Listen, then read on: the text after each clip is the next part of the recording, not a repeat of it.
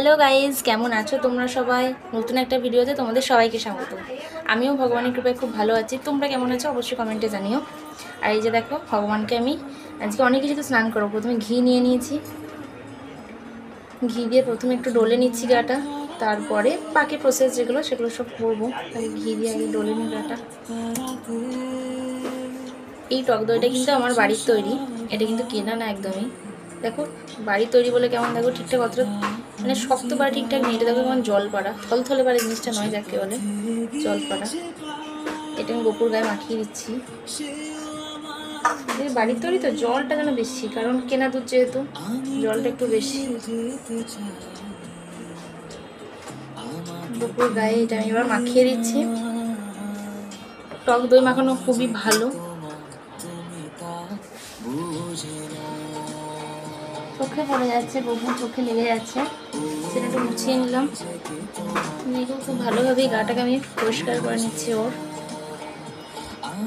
এরপরে আমি চন্দন দেবো, কিন্তু আরেকটু গাটা ডলে নিই তারপরে চন্দন। এরপরে আমি দিচ্ছি চন্দন, খুবই সামান্য চন্দন দিচ্ছি। চন্দনটা বেশি লাগবে না, কারণ টক দই দিয়েছি প্রচুর, সেই জন্য চন্দনটা অল্প দিলেই কাজ মিটে যাবে। আমাদের সবসময় লক্ষ্য রাখতে হবে যাতে গোপুর চোখে না ঢুকে যায়, ব্যাস। তারপরে যতক্ষণ পারা যায় ডলা যায়। আমি তো অনেকক্ষণ ধরেই ডললাম, গাটা দেখি পরিষ্কার হয় নাকি ওর। কারণ আমি যবে থেকে ওকে এনেছি তবে থেকে আমি এখনও অবধি ওকে এই দই দিয়ে চান করাইনি। আমি সব কিছু দিয়ে চান করেছি, দই দিয়ে এখনও করানো হয়নি, তাই ফার্স্ট টাইম দই দিয়ে চান করলাম ওকে। তোমরা কীভাবে স্নান করো আর কী কী প্রসেস আছে গোপুকে স্নান করেন আমাকে তোমরা একটু কমেন্টে জানিও। আমি চেষ্টা করলাম গোপুর এই সুন্দর একটা মুহূর্তটা তোমাদের সাথে শেয়ার করে, আমার সাথে গোপুর যে সুন্দর মুহূর্তটা সেটা শেয়ার করার চেষ্টা করলাম। তাই দেখো, এবার ওর গায়ে আমি জলটা ঢালবো।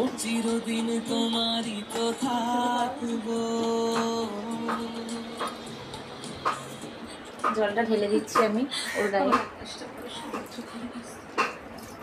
দেখো আগের থেকে অনেকটা গাটা চকচক করছে।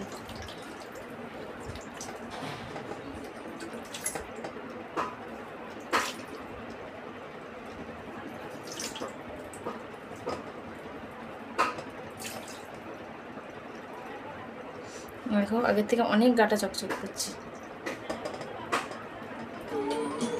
গাটা দেখো কি সুন্দর লাগছে গোপুকে আগের থেকে, মনে হচ্ছে আমার চকচক করছে, সোনা বেবি একবারে লাগছে।